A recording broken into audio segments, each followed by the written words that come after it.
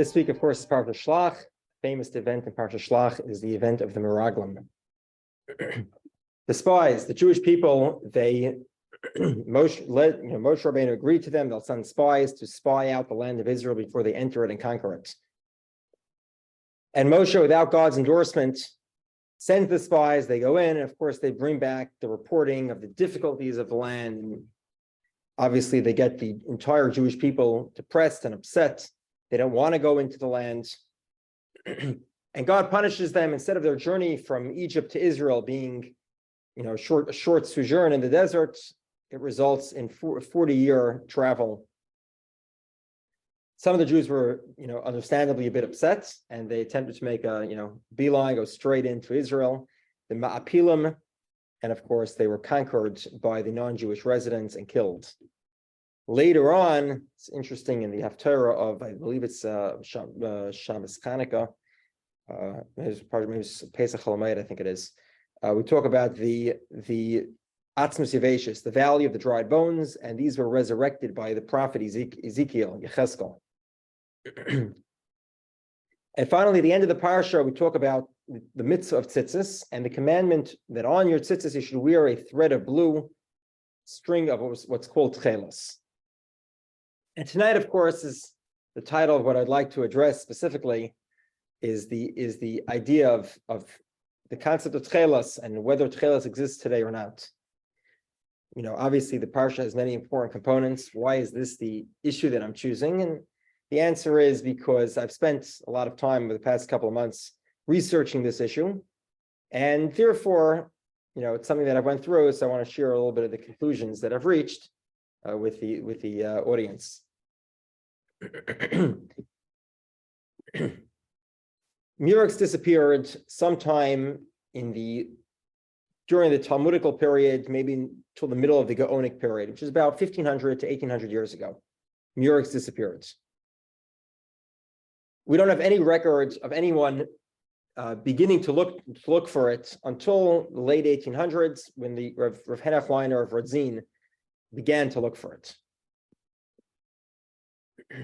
Now, just want to lay out the point here is that obviously, if we're trying to say that Murex is Techelet, it's important for us to prove that Murex is Techelet. And if we have a list of the descriptions of what Techelet is in Talmudical literature, in Chazal, and maybe even in academic writings or the archaeological record or the historic record, the ancient texts, then that would support the notion that Murex is Techelet. If that support is not there, then obviously there's no reason to presume that anything is Techelet.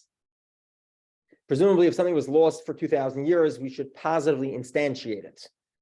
And therefore, the first thing we need to do is examine whether Murex fits with the Talmudical description. And the second point I'll try to make is that there is also indications that Murex is actually not Techelet, some very strong indications. So let's begin by reviewing a little bit of the history. So Rav Henoch Leiner, again, Techelet is missing now for at least 1,500 years.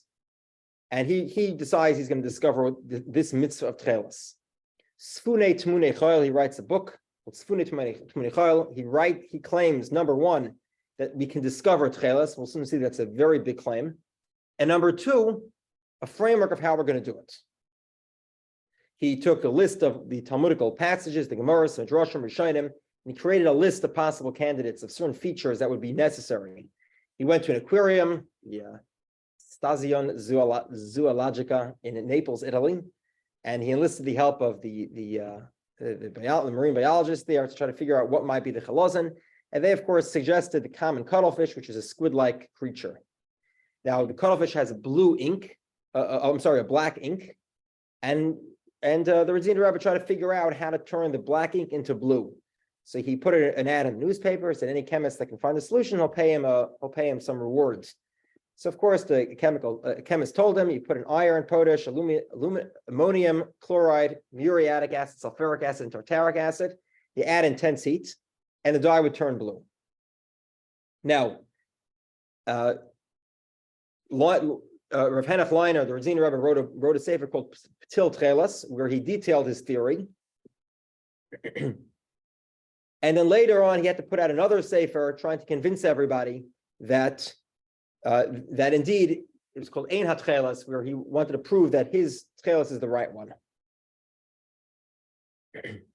Now, the Radziner Rebbe traveled across Europe trying to get the great rabbinic leaders to agree with him that this is the Tcheles, and he had very little success.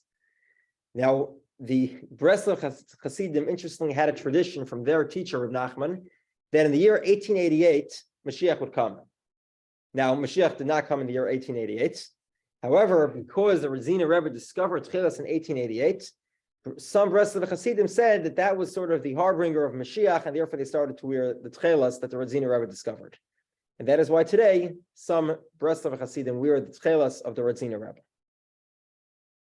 Now, the Radziner Rebbe got a lot of pushback at the time. The Vilna Gaon, in his halachic commentary, and the Arizal, as a Kabbalist, both note that Tcheles appears to have been hidden. Tcheles is a spiritual Kabbalistic concept, which also exists as a physical creature, and it only existed at the time of the temple, and it will come back when Mashiach rebuilds the Beis HaMikdash. Until then, it hasn't become extinct, but it's experienced a spiritual hiding. It's a spiritual event. It's hidden. We cannot find it.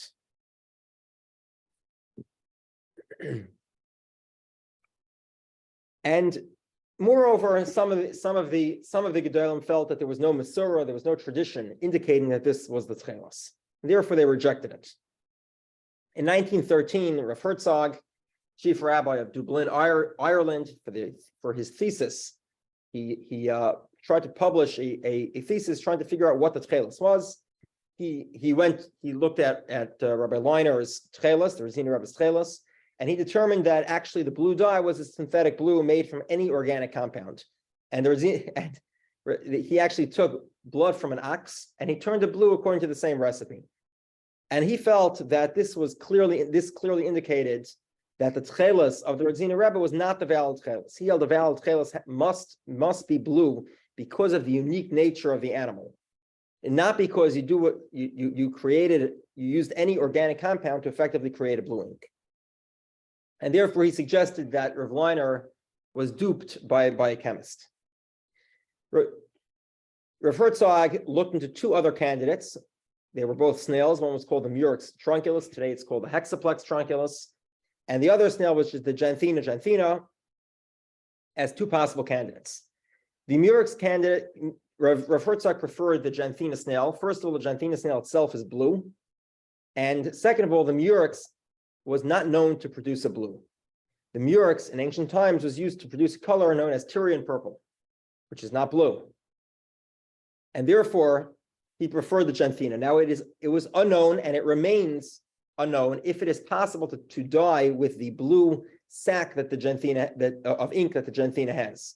It does not appear to be a long-lasting dye. There's been much research that's been put into it, but as of today, nobody knows that if the Janthina snail's blue sac can create a permanent dye.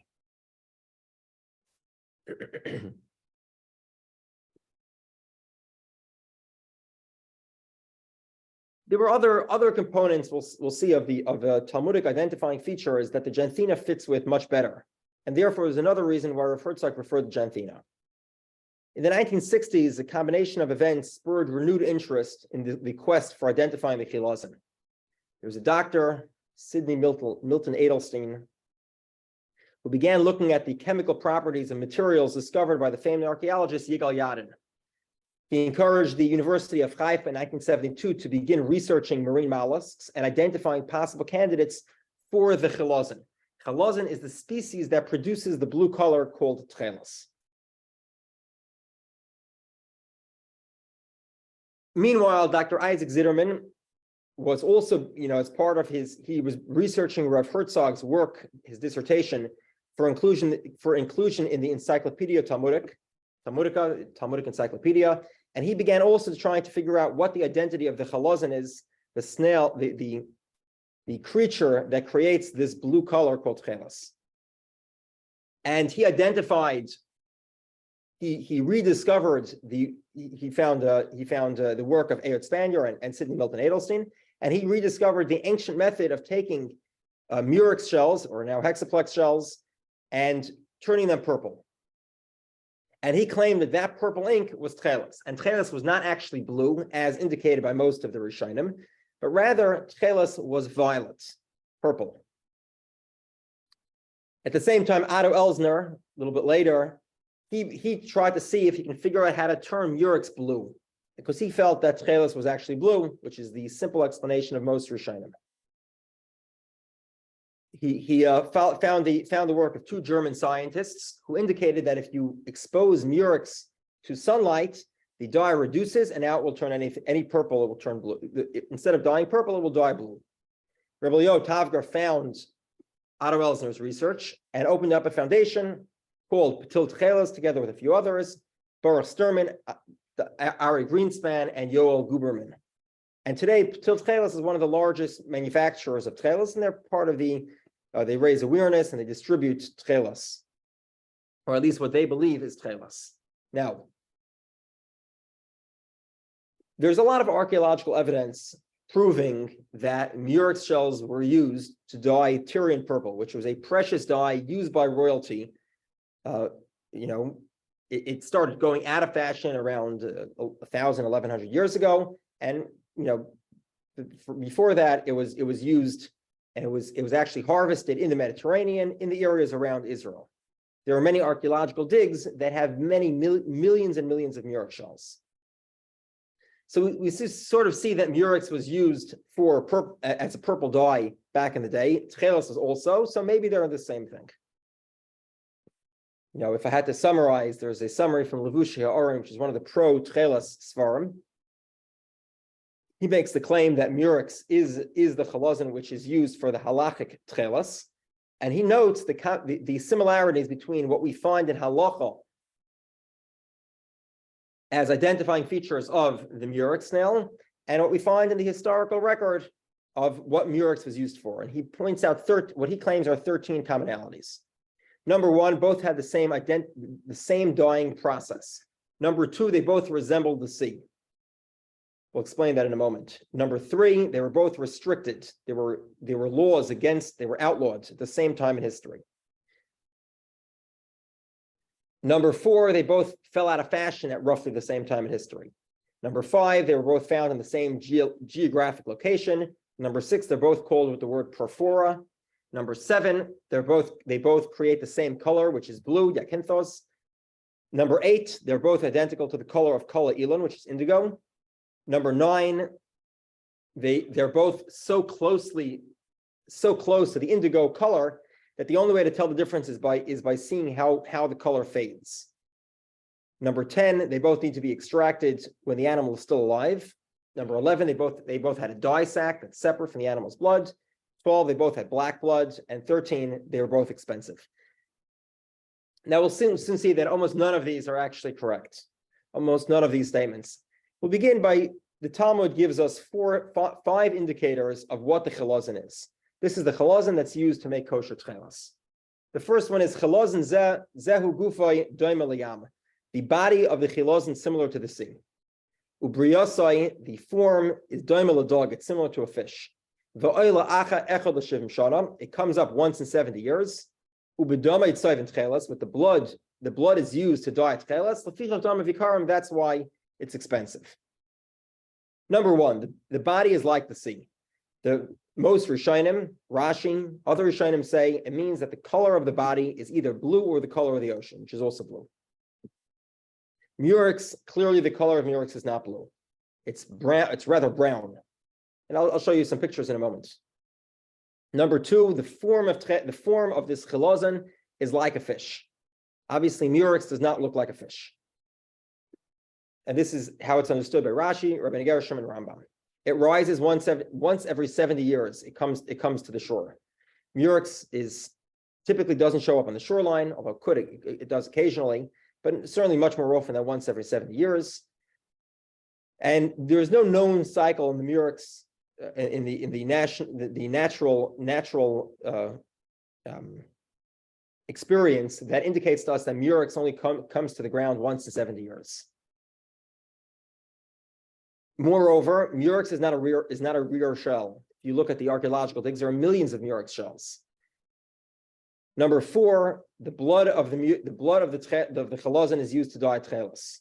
Murex blood is not used to dye blue or purple. It's actually hyperbronchial mucus. It's a separate part of the sac, which is distinct. It's a separate liquid. It's not blood. And number 5, therefore, it's very expensive. Rashi explains because it's so rare. That's why it is expensive. And obviously, Murex is not rare. And the reason why Murex is expensive is not because it's rare. It's because it has extensive labor costs. To create a sufficient amount of dye, one needs thousands and thousands of shells and all the associated labor. And that's why Murex was so expensive. It's clear that this Gemara is a halachic Gemara. It is not an agadic Gemara, as some Murex proponents want to claim. Most Rishonim use identifying features of this Gemara to make a halachic claim, a claim of Torah law. And therefore, it's wrong to suggest that this passage of the Gemara is limited to, is sort of a non-halachic, non-law passage. It's just a passage that doesn't directly relate to the law. Okay, now how do they sort of explain it? So the fact that Murex is not the color of the ocean. Well, often Murex at the bottom of the ocean, it has sort of a green algae that grows over it. And therefore, it's green like the ocean, because in some places, the ocean appears green as well. Now, alternatively, another version is that the sea actually doesn't mean the sea. It means what's underneath the sea, which is the seabed. And Murex is brown like the seabed. Now, obviously, if the Talmud is trying to give identifying features, the identifying features have to be sort of intuitive. Once you pull out the intuitive nature of the identifying features, they're no longer identifying. If you have to bend over backwards to reframe what an identifying feature is, it's no longer identifying, because you can bend over backwards in 10 different directions to re-explain the words or re-explain the concept. And therefore, it doesn't sufficiently prove to you what exactly the identifying feature of the chalazon is. To suggest that the chalazon is green and that's the color of the ocean, because the ocean in some places looks green, or that it's green because algae grows on it. Well, many marine species have algae growing on it. Hardly seems to be an indicating feature. And to say that the ocean is brown, to say that it looking like the sea means the seabed, which is brown, seems to be very counterintuitive and highly unlikely for that to be an indicating feature. The second line of the Gemara, the Murex shell looks like a fish, or according to the Rambam, it actually is a fish. Murex clearly doesn't look like a fish and isn't a fish. So Murex proponents say, well, a fish is something that's narrow at one side, narrow at the other side, and gets wide in the middle. And this is sort of intuitive. Now, if you have a moment, you can look at your screen. I'll show you and of course, you can see what a Murex shell looks like. And if you can tell me if this looks like a fish in any which way. Here's another one. This is many different angles. This is obviously a live Murex, and hardly looks like a fish.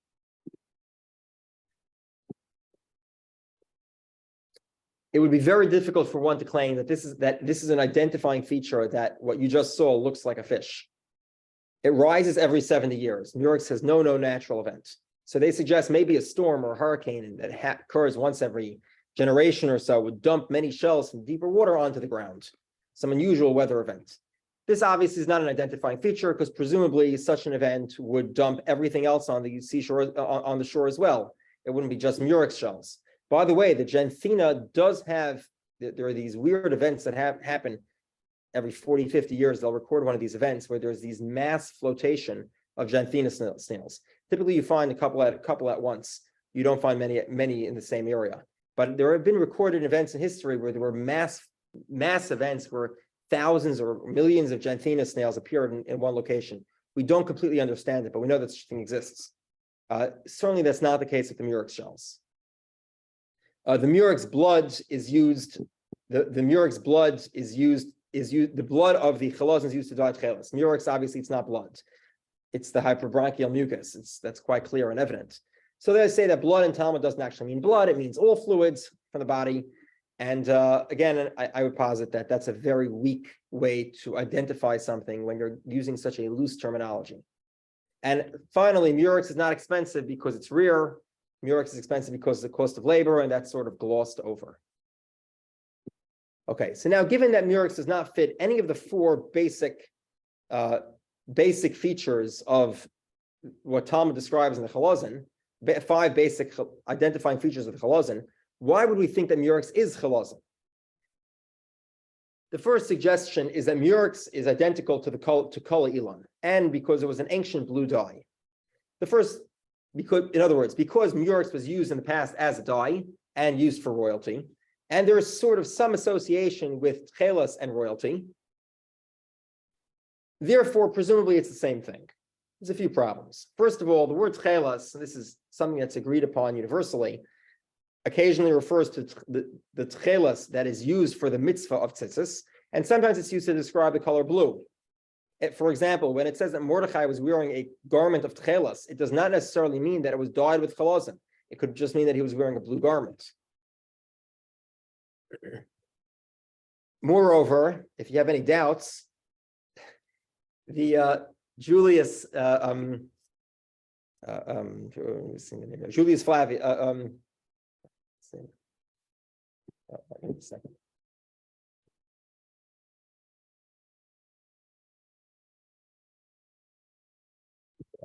Josephus Flavius, in his writings about the Jews, he notes, this is someone who wrote, contemporaneously in the time of the Second Temple. He wrote that Argama, the purple, was dyed with the Murex shellfish, and blue is a color that the Jews have to create. The Techelet is a blue color that the Jews have to dye blue. Clearly, he's differentiating Murex, a purple, from Techelet, which is a blue and is not dyed from shellfish. Murex was purple. There is zero historical evidence that Murex was ever used for blue. None at all. There are some passages in Vitruvius, some passages in Pliny, passages in Aristotle that indicate that there was some sort of variance within the purple. In other words, depending on the location and the region, some of the Murex were a darker red, were a deeper redder purple, and some of them were a bluer purple. But there is no indication that Murex was at all used for blue. The obvious reason for this is very simple. The blue of Murex is chemically identical to indigo. It's the same color. It's virtually impossible to tell the difference, except by subjugating them to a chemical experiment that determines one fades a little faster than the other. Now, as we'll soon see, Murex was banned under penalty of death. It's very difficult to contemplate how the king would ban a substance that it looks exactly identical to a common substance that everybody has. Indigo, everyone has. And the king would ban a blue substance that looks exactly the same. Moreover, why would the king even waste all that effort in getting a dye which is virtually identical to a blue that costs 5 cents? These arguments are noted by Isaac Zitterman, who claims that Techelet is purple. It's very difficult to understand logically why anyone would be taking a precious purple there's no other purple like the Tyrian purple, like the Murex purple, and instead wasting it and turning it blue, which the common woad or indigo produces the nearly identical color. Identical to the naked eye, certainly. So therefore, it's very, very difficult to argue that because Murex was used historically as a purple, therefore it must be Techelet, which seems, according to the consensus of the halachic decisors in Rishonim, to be blue. Okay, so now another point they bring up, the Murex proponents bring up, is that Murex disappeared at the same time that Techelet disappeared. How did Murex disappear? It was banned. It was restricted by the emperor. So we'll go through a little bit of a timeline and see if that timeline matches what we find in Chazal. Approximately 60 BCE, Julius Caesar passes laws forbidding the wearing of purple to all but senators. This was at the time the Beis Hamikdash was standing. We have no Jewish sources that indicate any difficulty or any decree with the ability to acquire Techelet. I'll make another point. There is not a single Jewish source that indicates to us that Techelet was at any point restricted by law. I'll repeat that. There is no Jewish source that indicates that the reason why Techelet was lost is because the laws restricted Techelet. The first mention of this in Jewish sources occurs about 150 years ago. Okay, let's continue. 37 to 68, Common Era. Nero prohibits the sale of the highest quality purple to all but royalty. The colors mentioned, Tyria and Amastina, are not Techelet. They're not blue. These are purple colors. They would have no bearing on the laws of Techelet. From 68 to 284 Common Era, there were no laws against the Murex. And around 160 Common Era, which is smack in the middle of that period, Rav Yossi is astounded to find the Chalazim. There were no decrees against Murex at the time. 284 is Common Era to 305 Common Era. Diocletian deemed Tyrian dye centers imperial property, even imitation purple. Ownership was also prohibited. Okay? During that period, around 290 Common Era, the Gemara in Avodah Zarah says Rav Huna bar Menyumi was purchasing Techelet from a shop during the era where it was banned. 306 to 337, Constantine allows stripes of purple, as well as imitation purple. Obviously, this would have no bearing on the wearing of Techelet, which is just a string of purple. There is one story in Talmud where there was a restriction against the laws of Kiddush HaChodesh, of the sanctification of the new month. And that story occurs during this period, 306 to 337 Common Era. And in that story, the people are carrying Techelet. They're not carrying Techelet because Techelet was a banned substance, but because they were testifying about the sanctification of the new month, and that was prohibited activity. At that point, there would not have been any prohibition against them carrying Techelet, because at that point, stripes of purple were allowed. In late 4th century to 547 Common Era, purple once again is limited to imperial use. And at this point, people are breaking the laws. In 436 Common Era, we find 300 pounds of purple dyed silk were discovered in secret dyeing operations. 547 to 582 Common Era, decrees loosen. Women are allowed to wear purple again. Purple stripes can be worn at circus games. And it's at that point in time when Techelet becomes permitted that we find the first statements in Jewish literature that Techelet is no longer available. In 886 Common Era, Techelet is almost all the decrees are completely gone. And Jewish sources indicate that there's no Techelet available. Another point here, Murex was something that was very prominent. Murex shells are minted on coins. Is it logical to presume that we lost the tradition of Techelet when it was restricted to kings and everybody knew about it? The laws were public. We even still have records of them today. Everyone was wearing it. Everyone knew the king was wearing it. Everyone knew about the decrees. They were minted on coins, and yet somehow we lose the tradition. It's hard to imagine a more ill-fitting timeline than the comparison between the timeline of when Techelet was prohibited and when the Jewish sources indicate to us that we lost the tradition or it became difficult to acquire.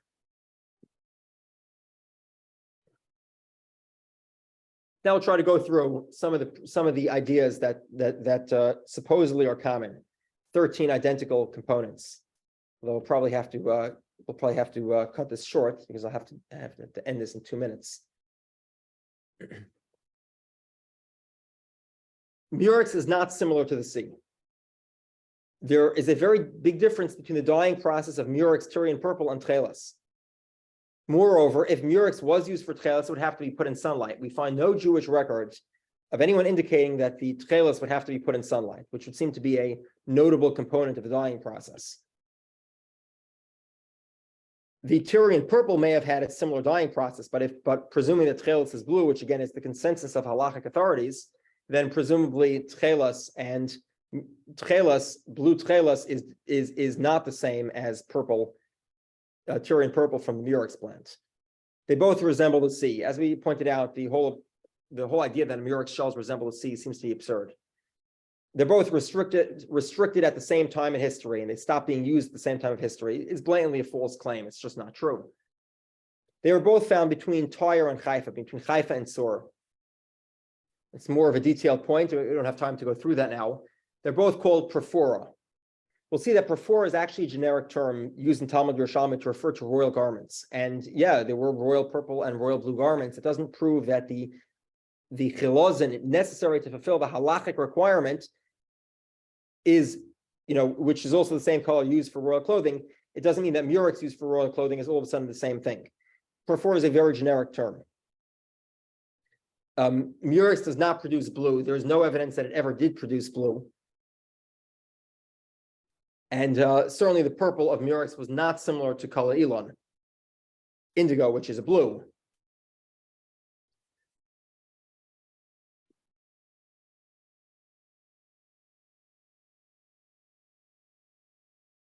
I guess we'll have to end off here. In summary, there is very little reason to think that murex is the chilozin identified in Chazal.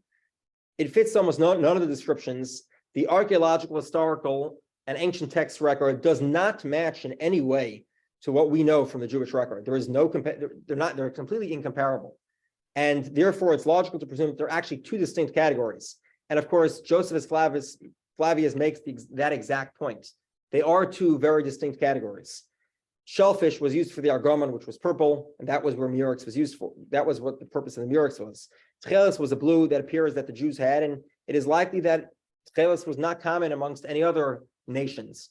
There is very little evidence claiming that the Techelet, the chalozin Techelet used to fulfill the mitzvah, is something that everybody else used. And therefore, the claim that murex is the chalozin of Chazal and kosher to be used for Techelet is dubious at best. And in my opinion, probably incorrect. Okay. Have a great evening.